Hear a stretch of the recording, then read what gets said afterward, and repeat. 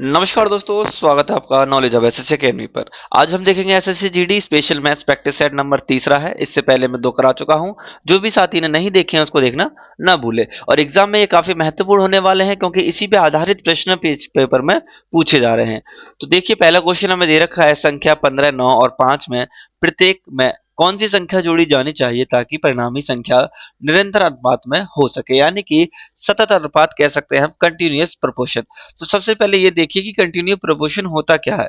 जब तीन राशियां, सपोज मैं लेके चलता हूं, जब तीन राशियां ए, बी और सी, ए बी और सी जो है वो सतत अनुपात में होती हैं, तो क्या हो, ए अनुपात बी बराबर में बी अनुपात सी होता है। ठीक है। जहां जो है बी को ए और सी के मध्य में रखा जाता है। किसको? ए और सी के मध्य में रखा जाता है। ठीक है। और सी को क्या किया जाता है, और सी को ए बी का अनुपात यानी कि तीसरा अनुपात कहा जाता है। क्या कहा जाता है? ए बी को जो है सी का, यानी कि सी को जो है ए बी का थर्ड प्रोपोर्शन कहा जाता है। तो इस केस में क्या करेंगे हम, यहाँ पे सपोज पहला है, हमें एक संख्या ही तो जोड़नी है, तो 15 प्लस में एक्स, 9 प्लस में एक्स। ठीक है। ये हमारा अनुपात और समानुपात हो गया हमारा क्या, 9 प्लस में एक्स अनुपात 5 प्लस में एक्स। यहाँ पे हमें क्या करना है, 5 एक्स की वैल्यू हमें फाइंड करनी है। तो लिखिए सतत अनुपात की क्या होना चाहिए, तो देखिए यहाँ पे मल्टीप्लाई करेंगे किसका, कि 15 प्लस में एक्स अपॉन में 9 प्लस में एक्स बराबर में 9 प्लस में एक्स अपॉन में 5 प्लस में एक्स। इसको क्रॉस मल्टीप्लाई करेंगे तो कितना आएगा, 15 प्लस में एक्स इंटू में 5 प्लस में एक्स बराबर में 9 प्लस में एक्स का होल स्क्वायर। क्योंकि ये दोनों संख्या समान है तो इसको मल्टीप्लाई करिए, 15 15 कितना हो जाएगा, 75। ठीक है। प्लस के 15x यानी कि 15x प्लस के 5x प्लस का एक्स स्क्वायर बराबर आ जाएगा कितना, a प्लस बी का होल स्क्वायर क्या होता है, a का स्क्वायर 81 प्लस b का स्क्वायर यानी कि एक्स स्क्वायर प्लस का 2ab यानी कि 9 दूनी 18x। ठीक है। एक्स स्क्वायर से एक्स स्क्वायर कट जाएगा, बाकी की वैल्यू हम एक तरफ ले लेंगे। ये 75 है, 81 है, ये 15 और 5 है, तो 15 5 20x हो जाएगा। ये 18x से इधर माइनस आके 18x हो जाएगा। ठीक है। इधर 81 है और इधर 75 जो है वो इधर प्लस का इधर जाके माइनस का हो जाएगा। ठीक है। 20 में से 18 जाएंगे तो कितना बचेगा, तो 2x बराबर कितना बचेगा, तो 81 में से 75 माइनस करेंगे तो 6 आएगा, और x की वैल्यू आ जाएगी हमारी 6/3 यानी कि 2, सॉरी 6 अपॉन क्या आ जाएगा, 2। तो आ जाएगा हमारा कितना, 3 आ जाएगा। तो x की वैल्यू आ जाती है 3, यानी कि ऑप्शन नंबर सी हमारा एकदम करेक्ट आंसर है। ठीक है। बढ़िया क्वेश्चन था, आप इसको एक बार और जरा देख लीजिएगा। क्रय मूल्य और विक्रय मूल्य के बीच का अंतर हमें दे रखा है, यानी कि कह सकता हूं सीपी माइनस एसपी हमें दिया हुआ है 672। यदि हमारी हानि जो है 21% है, यानी कि जो लॉस प्रतिशत है वो हमारा कितना है, तो 21% है, तो हमें विक्रय मूल्य फाइंड करना है। तो ये बताइए कि अगर हमारा कोई वैल्यू हमारी, सॉरी सीपी हमारा 100 का था, 21 की हानि हो गई, तो एसपी कितने का होगा। अब ये बताइए मुझे एसपी कितने का होगा, तो 100 में से जब 21 को माइनस करेंगे तो 79 का हुआ। अब इन दोनों के बीच का अंतर हमें दे रखा है 672, तो इन दोनों बीच का अंतर कितना है, 21 का है, और 21 की वैल्यू हमें दे रखी है 672। तो हमें निकालनी है एक की वैल्यू, तो एक की वैल्यू निकालेंगे 672 अपॉन में 21। इसको काटिए, कितना बार जाएगा, 21 से 3 बार जाएगा, 21 दिया कितना हो जाएगा, 3 एकम 3 दूनी 6, 63 हो जाएगा। कितना बचेगा, 4, 21 दूनी 42 हो जाएगा। ठीक है। तो हमें पूछा क्या है, तो हमें एसपी पूछा है, यानी कि विक्रय मूल्य पूछा है।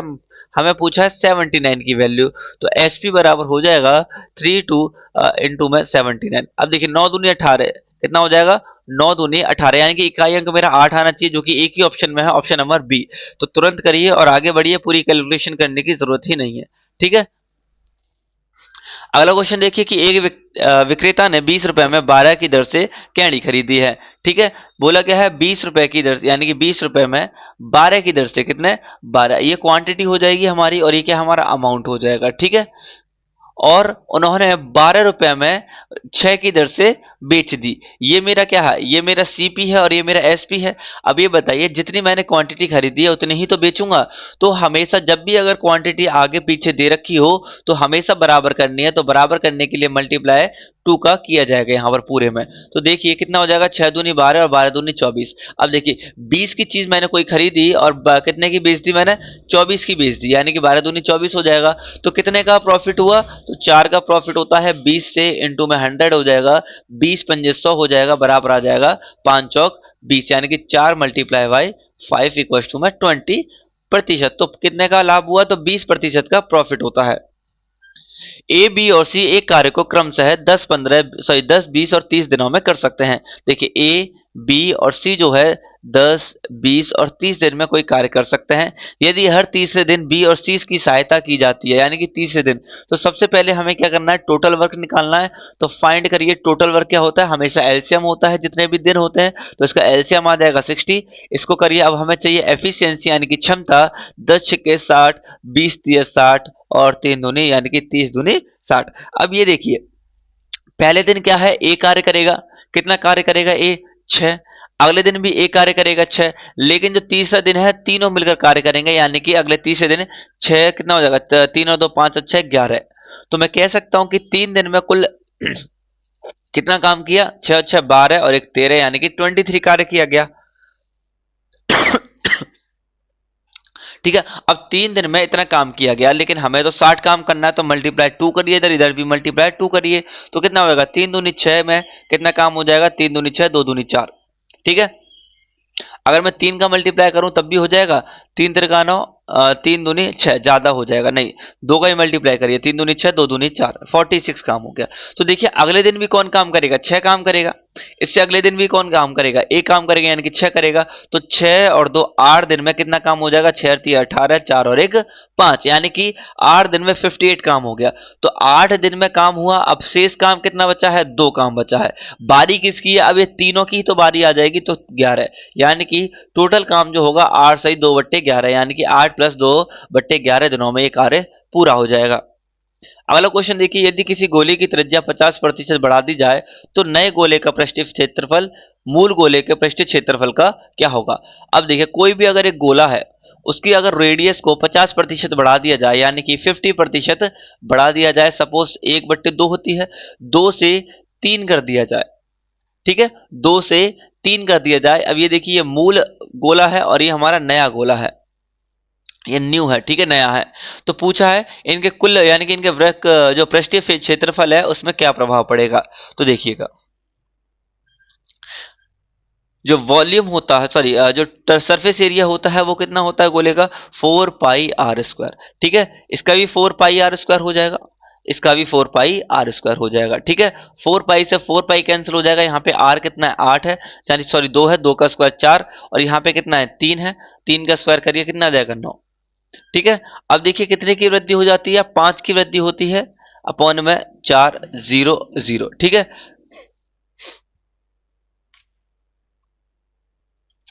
यहाँ पे ना वृद्धि नहीं पूछी है, क्या पूछा है, यहाँ पे वृद्धि नहीं पूछी है, यहाँ पे गलत हो जाएगा। ये देखिए ये पुराने पूछा गया है, नए गोले का पृष्ठीय क्षेत्रफल पुराने यानी कि जो मूल गोले का कितना प्रतिशत होगा।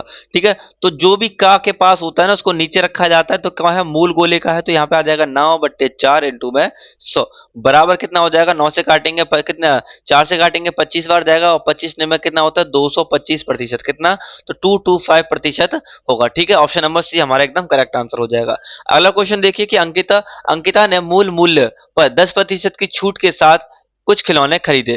प्रत्येक खिलौने यानी कि 10% की छूट पर खरीदे। ठीक है, अब बोला गया है कि प्रत्येक खिलौने का मूल मूल्य कितना है, 50 रुपए था।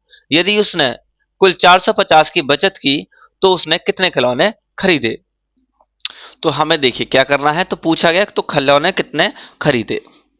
तो देखिए 10% की छूट होती है और प्रत्येक खिलौने का जो मूल मूल्य होता है वो कितना, 50 रुपए होता है। तो मैं कह सकता हूं कि जितना हमारी छूट है उतनी ही हमारा बचत हुआ गया, यानी कि प्रत्येक खिलौने पर जो बचत होगी वो छूट के बराबर होगी। कह सकता हूं ना मैं कि प्रत्येक क्या, प्रत्येक जो बचत होगी यानी कि बचत होगी वो एक छूट के बराबर होगी, यानी कि इसी छूट के बराबर होगी।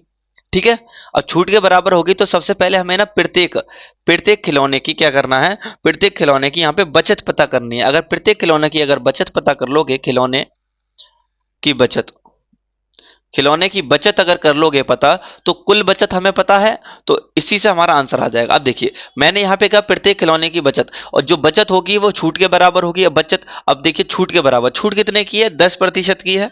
ठीक है, यानी कि मूल मूल्य में कितना 50 का है और इस पे 10% की छूट मिली है, यानी कि 1/10 के बराबर हो जाएगा। तो मूल बचत आ जाएगी, वो आ जाएगी 5 रुपए की।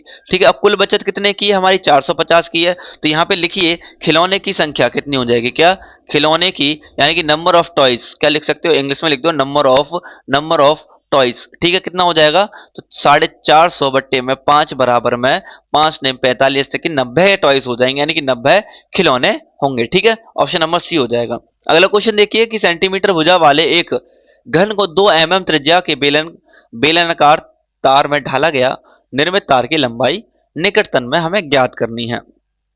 जरा ये देखिएगा कि सेंटीमीटर, अब कितने सेंटीमीटर है, तो यहाँ पे ना मिसिंग हो गया, यहाँ पे लिख लीजिएगा 11 सेंटीमीटर भुजा वाले घन। ठीक है, कितना 11 सेंटीमीटर भुजा वाले घन को 2 mm त्रिज्या वाले में डाला जाता है। अब समझिएगा ये mm है, रेडियस हमें दे रखा है 2 mm। अब इस mm को अगर मैं सेंटीमीटर में लिखूंगा तो कितना आ जाएगा, तो हमारा आ जाएगा 0 पॉइंट कितना 0.2 cm।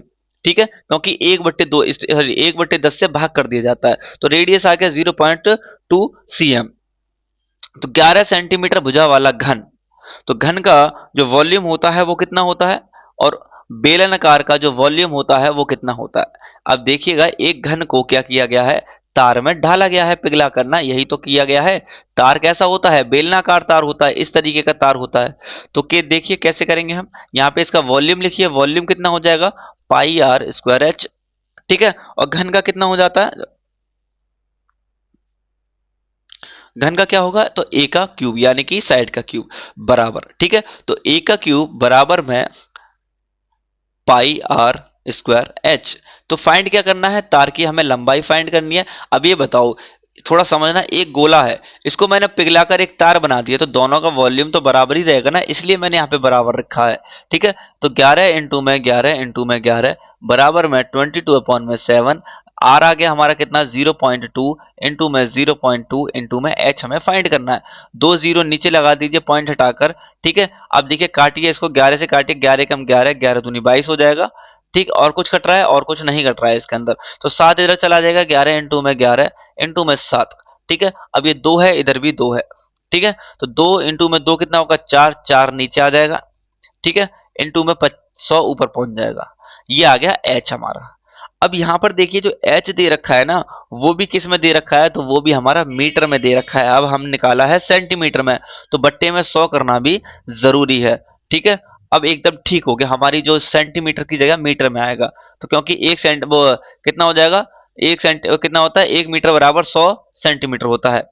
ठीक है, इस जीरो से जीरो काटिए, इसको लिखिए, अब कितना आ जाएगा 11×7 = 77 इंटू में 11 अपॉन में 4। ठीक है, दोबारा से 7 एकम 7, 7 और 7 14, 7 और 1 8 बट्टे में 4।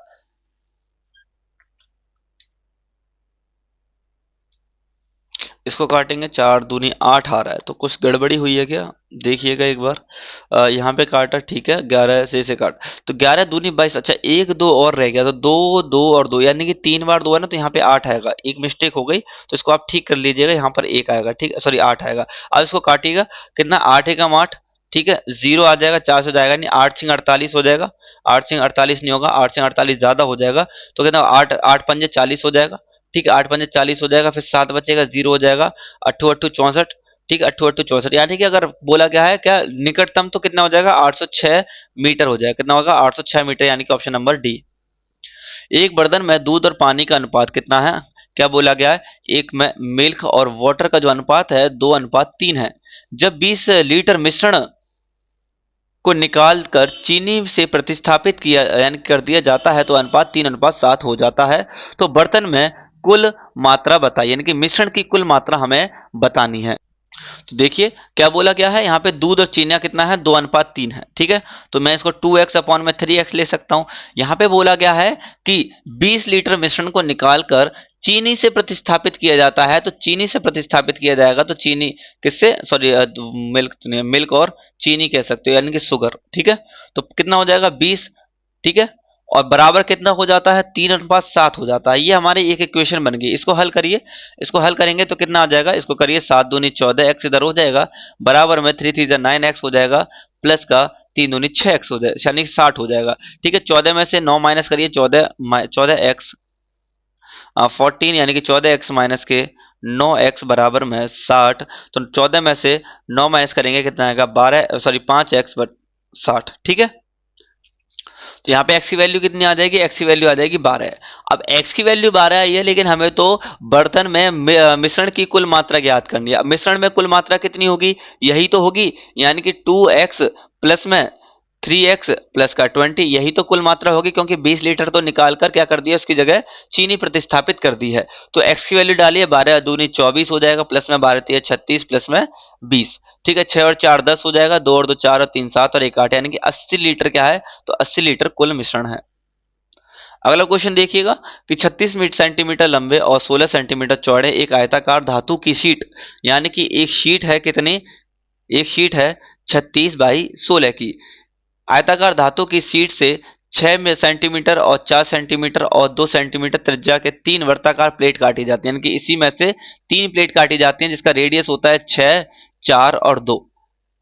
यदि धातु की शीट के शेष भाग का क्षेत्रफल एक वर्ग के क्षेत्रफल के बराबर है, यानी कि इसको काटने के बाद कुछ तो शीट बची होगी, और जो शीट बची होगी वो क्या है, तो क्या है, तो यहां पे लिखा है कि एक वर्ग के क्षेत्रफल के बराबर है, तो वर्ग की प्रत्येक भुजा ज्ञात करिए।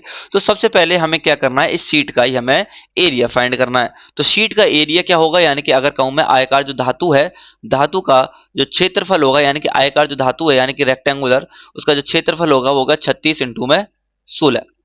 ठीक है, क्या होगा, तो मैं कह सकता हूं 36 इंटू में 16।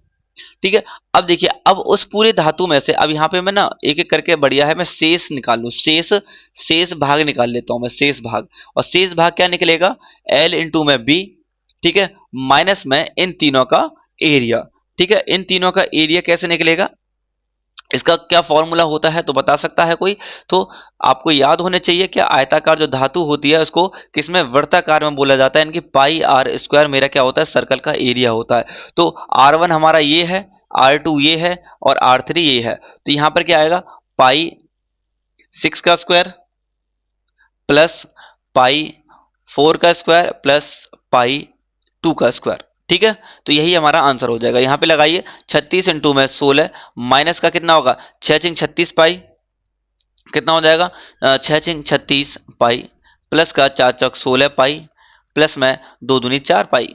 ठीक है, 36 इंटू में 16 करेंगे तो कितना आ जाएगा, तो 576, माइनस का 36 16 और 4 को जोड़ दीजिए, कितना आ जाएगा 57। पाई की वैल्यू होती है 22 बट्टे में 7, और 7 से इसको काटेंगे 7 अट्ठे 56, देन 576 बराबर में आ जाता है 8 दूनी 16, सॉरी बराबर क्यों, माइनस करेंगे 8 दूनी 16, 8 दूनी 16 और 17, इसमें से इसको माइनस करेंगे कितना आएगा 400 आ जाएगा। क्या आ जाएगा, तो 400 जो आया है ना वो शेष शीट का भाग आया है। ठीक है, शेष शीट का भाग जो क्षेत्रफल है वो आया है। अब ये बोला गया कि जो ये भाग है ना वो एक क्षेत्रफल किसका, वर्ग के क्षेत्रफल के बराबर है। तो वर्ग का जो क्षेत्रफल होता है, अगर मैं कहूं वर्ग का क्षेत्रफल क्या होता है, वो होता है ए का स्क्वायर, और ए का स्क्वायर हमें कितना दे रखा है 400 दे रखा है, और ए हमारी कितना आ जाएगा अंडर रूट में 400 बराबर में 20, कितना आ जाएगा, तो 20 सेंटीमीटर आ जाएगा। ठीक है, तो उसकी साइड। अगला क्वेश्चन देखिएगा कि 700 मीटर लंबी एक ट्रेन 60 किलोमीटर प्रति घंटा की चाल से चल रही है, यदि 72 सेकंड में एक पुल को पार करती है तो पुल की लंबाई ज्ञात कीजिए। तो देखिए क्या होगा, स्पीड बराबर होता है डिस्टेंस अपॉन टाइम। स्पीड कितनी है 60 किलोमीटर प्रति आवर्स, बराबर कितना है, देखो कोई भी अगर ट्रेन जाती है ना तो ट्रेन खुद की लंबाई प्लस में प्लेटफॉर्म की लंबाई को भी पार करती है। तो इस केस में हमेशा क्या होता है, तो डिस्टेंस जुड़ता है। तो ट्रेन का हमें लंबे ट्रेन का डिस्टेंस 700 है और हमें पुल का निकालना है, तो एक्स निकाल लीजिए, एक्स लिख लीजिए, और 72 सेकंड में पार कर दिया इसने। ठीक है, अब यहाँ पे देखिएगा, यहाँ पे क्या है, ये मीटर में है और ये किलोमीटर में, तो 5 बट्टे में 18। ठीक है, ये 72 है, 72 लिखिए, 18 से काटिए, 18 कम 18, 18 चौका 72। ठीक है, इसको मल्टीप्लाई करिए, 60 इंटू में 5 इंटू में 4 बराबर में 700 प्लस के x, 5 चौक 20 हो जाएगा, और 6 दूनी 12 यानी कि 1200 बराबर में 700 प्लस में x, और x की वैल्यू आ जाएगी 1200 माइनस का 700, यानी कि 500 मीटर हमारा क्या हो जाएगा, पुल की लंबाई, यानी कि ऑप्शन नंबर डी। अगला क्वेश्चन देखिए, बहुत बढ़िया क्वेश्चन है कि P और Q का लघुत्तम समावर्त R है, तो बताइए P का स्क्वायर, यानी कि बोला है P का स्क्वायर Q और P Q का स्क्वायर का लघुत्तम समावर्त क्या होगा। जरा ध्यान से सुनना, P और जो Q है इसका जो एलसीएम वो R है, समझना। ठीक है। अब इन दोनों का एलसीएम निकालना है, तो मैं कह सकता हूं इन दोनों में संख्या में से p और q कॉमन ले लूं, तो यहां पे एक बचेगा क्या, p बच जाएगा, और यहां पे क्या बच जाएगा, q बच जाएगा, कुछ ऐसी कुछ बचेगा। अब पी क्यू का जो एलसीएम है वो आर दे रखा है, और पी क्यू का जो एलसीएम आएगा निकालकर वो पी क्यू ही आएगा, क्योंकि वेरिएबल है, तो इसका जो आंसर आ जाएगा पी क्यू और आर। ठीक है, ऑप्शन नंबर बी। अगला क्वेश्चन देखिए, यदि दो संख्याओं के बीच का अंतर x माइनस वाई का बीच का अंतर उनके योग का 20% है, यानी कि उनके योग का क्या है, योग यानी कि x प्लस वाई का 20% है बट्टे में 100। तो बड़ी संख्या और छोटी संख्या का अनुपात ज्ञात करना। 20 से काटिए, 20 से कम 20, 20 पंजे 100, 5 इधर चला जाएगा, तो 5x माइनस का 5y बराबर में x प्लस वाई हो जाएगा। ठीक है, अब ये माइनस का इधर जाके प्लस हो जाएगा, ये प्लस है इधर जाके माइनस हो जाएगा x, तो 5x माइनस का x बराबर में y प्लस का 5y। ठीक है, 5 में से एक गया तो कितना बचेगा, 4x बराबर में 5 और 1 6y हो जाएगा, और x और y कितना आ जाएगा, तो x y आ जाएगा 2 अपॉन में कितना, 4 भाग में है, 4 गुणा में हो जाएगा, 2 दूनी 4, 2 तिया 6, 2 दूनी 4। तो बड़ी संख्या क्या है, 3 और 2 का अनुपात में आएगा, किस में आएगा, 3 और 2 में। 1726 रुपए की राशि को 3 भागों में विभाजित किया जाता है ताकि उनकी 5% की साधारण ब्याज की दर से क्रमशः इतने इतने वर्षों में के बराबर प्राप्त हो जाए। तो ए का मान हमें ज्ञात करना है, क्या करना है, ए का मान हमें ज्ञात करना है। अब देखिएगा, देखिए कैसे निकालेंगे। अगर मैं कहूं कि 3 वर्ष के हिसाब से 5% की दर से साधारण ब्याज कितना होगा, 5 तिया 15। ठीक है, इसका कितना होगा, 5 चौक 20, इसका कितना होगा, 5 तिया 55 25। जरा गौर करिएगा, क्या बोला है प्राप्त हो जाए, यानी कि मिश्र धन पूछा है, यानी कि मिश्र धन दे रखा है, तो क्या हो जाएगा, तो 115, 120 और कितना हो जाएगा, 125 हो जाएगा, क्या हो जाएगा, 125 हो जाएगा। ठीक है, अब इसको हम हल करेंगे, इसको जब हल करेंगे तो कितना निकल कर आएगा। अब ये रेशो में दे रखा है, किस में दे रखा है, रेशो में दे रखा है, इसको काट सकते हैं तो काटिए, 5 दूनी 10, 5 तिया 15, 5 दूनी 10, 5 चौक 20, 5 दूनी 10, 5 25, तो कितना हो जाएगा, 23:24 हो जाएगा। ठीक है, तो हमें ये रेशो दे रखी है, रेशो को जब हल करेंगे तो रियल वैल्यू के लिए तो क्या करेंगे, इसको छुपा के इन दोनों का मल्टीप्लाई करेंगे, यानी कि 24 इंटू में 25। इसी तरीके इसको छुपा के बाकी का मल्टीप्लाई करेंगे 23 इंटू में 25, और इसको छुपा के बाकी का गुणा करेंगे 23 इंटू में 24। ठीक है, 23 इंटू में 24, तो 23 गुणा में अगर 25 करेंगे कितना आएगा, तो आएगा 600।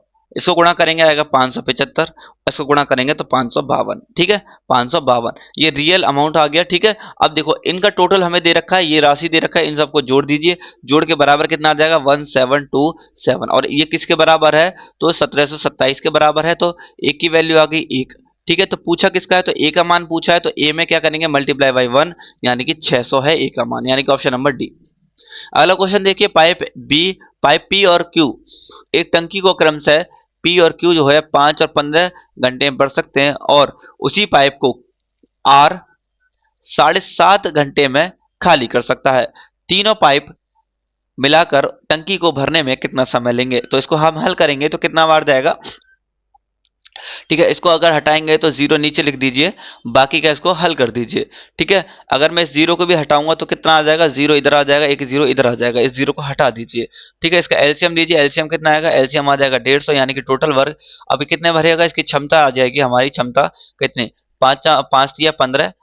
ठीक है, 150 एकम 150 और आएगा 75 दूनी। ठीक है, अब ये बताइएगा कि बोला है तीनों मिलाकर, तो 3 और 1 4, माइनस का 2 हो जाएगा, होगा या नहीं होगा, क्योंकि ये दोनों भर रहे हैं और ये खाली कर रहा है, तो खाली कर रहा है तो माइनस करेगा, तो टोटल कितना भरा जा रहा है, 2 भरा जा रहा है, क्षमता यानी कि भरना कितना है, 150 बट्टे में आ जाओ 2, तो आ जाएगा 7 साढ़े कितना आ जाएगा 75। ठीक है, 75 आवर। लेकिन यहाँ पे क्या है, पॉइंट में ना, तो इस जीरो को दोबारा से भाग करना पड़ेगा ना, क्या करना पड़ेगा, दोबारा से जीरो भाग करना पड़ेगा, क्योंकि यहाँ गुणा किया था, तो यहाँ पे दोबारा भाग करना पड़ेगा, आ जाएगा 7.5 घंटे। अगला क्वेश्चन देखिए, एक विद्यार्थी अपने घर से 5 किलोमीटर घंटे की गति से 10 मिनट देर से विद्यालय पहुंचता है, वही अपनी गति से 6 किलोमीटर प्रति घंटे कर ले तो 15 मिनट पहले विद्यालय पहुंच जाता है, तो उसके घर से उसका विद्यालय की दूरी क्या है। तो देखिएगा, बोला क्या है कि गति 1 यानी कि स्पीड 1 हमें क्या दे रखी है, स्पीड 1 हमें दे रखी है कितने, 5 किलोमीटर प्रति घंटा, और स्पीड टू हमें कितनी दे रखी है, स्पीड टू हमें दे रखी है 6 किलोमीटर प्रति घंटा। ठीक है, इससे जो है वो कितना 10 मिनट की देरी से पहुंचता है, और इससे 15 मिनट पहले पहुंच जाता है। तो मैं कह सकता हूं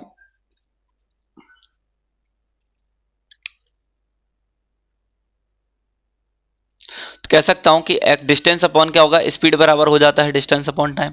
तो टाइम हमें दे रखा है, तो कह सकता हूं मैं डिस्टेंस अपॉन स्पीड हो जाएगा। मान लेते डिस्टेंस एक्स है, तो पहली स्पीड से जाएगा 5 किलोमीटर प्रति घंटा की गति से। ठीक है, तो कैसे पहुंचता है, तो जल्दी यानी कि कितने 5 मिनट देर हो जाती है, और जब 6 किलोमीटर से पहुंचेगा तो जल्दी हो जाएगा। तो डिफरेंस लीजिए इसका कितना हो जाएगा। और जब भी ऐसा दे रखा हो जल्दी और किसका जल्दी और देर का, तो हमेशा क्या होगा, टाइम जुड़ जाएगा 15 प्लस में 10 बट्टे में 60 इसलिए करता हूं क्योंकि यहाँ घंटे दे रखा है, यहाँ पे मिनट में है, इसको चेंज करने के लिए। इसका एलसीएम लीजिए, उसको हल करिए, कितना आ जाएगा, 5 6 30 हो जाएगा।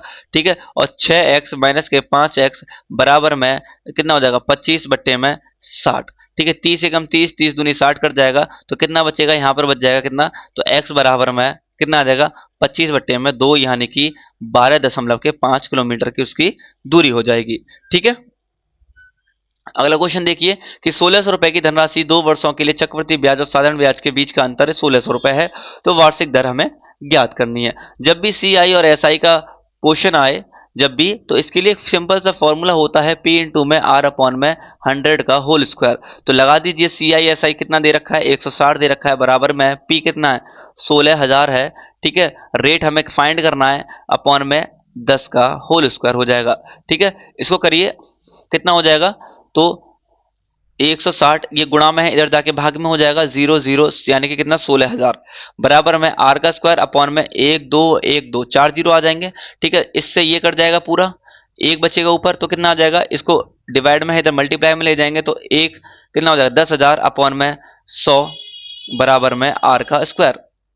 ठीक है, 2 जीरो से 2 जीरो कैंसिल हो जाएगा, और आर स्क्वायर बराबर आ जाएगा 100, और आर आ जाएगा कितना, 10। तो कितना दर आ जाएगी हमारी, 10% आ जाएगी। ठीक है, अगला क्वेश्चन देखिए, बोला गया है 144 वस्तुओं को बेचने पर, यानी कि 144 वस्तुओं को बेचने पर 6 वस्तुओं के विक्रय मूल्य के बराबर हानि होती है। क्या होती है, हानि होती है।